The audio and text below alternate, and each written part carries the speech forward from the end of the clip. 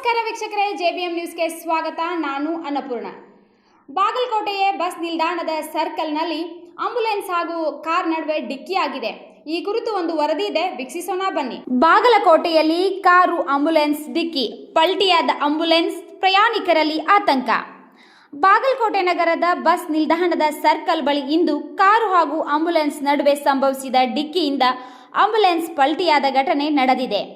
ಜಿಲ್ಲಾ ಆಸ್ಪತ್ರೆ ಕಡೆಗೆ ಹೊರಟಿದ್ದ ಆಂಬ್ಯುಲೆನ್ಸ್ ಹಾಗೂ ಕಾಳಿದಾಸ ವೃತ್ತದ ದಿಕ್ಕಿಗೆ ಹೋಗುತ್ತಿದ್ದ ಕಾರು ನಡುವೆ ಡಿಕ್ಕಿ ಸಂಭವಿಸಿದೆ. ಡಿಕ್ಕಿಯ ಪರಿಣಾಮವಾಗಿ ಆಂಬ್ಯುಲೆನ್ಸ್ ಉರುಳಿ ಬಿದ್ದಿದ್ದು, ಅದರಲ್ಲಿಯ ಕೆಲವರಿಗೆ ಸಣ್ಣ ಪುಟ್ಟ ಗಾಯಗಳಾಗಿವೆ. ಅಪಘಾತದ ನಂತರ ಆಂಬ್ಯುಲೆನ್ಸ್ನಲ್ಲಿದ್ದ ಪ್ರಯಾಣಿಕರು ಗಾಬರಿಗೊಂಡಿದ್ದರು. ಘಟನೆಯ ಮಾಹಿತಿ ತಿಳಿದು ತಕ್ಷಣವೇ ಬಾಗಲಕೋಟೆಯ ಸಂಚಾರಿ ಪೊಲೀಸರು ಭೇಟಿ ನೀಡಿ ಪರಿಶೀಲನೆ ನಡೆಸಿದರು.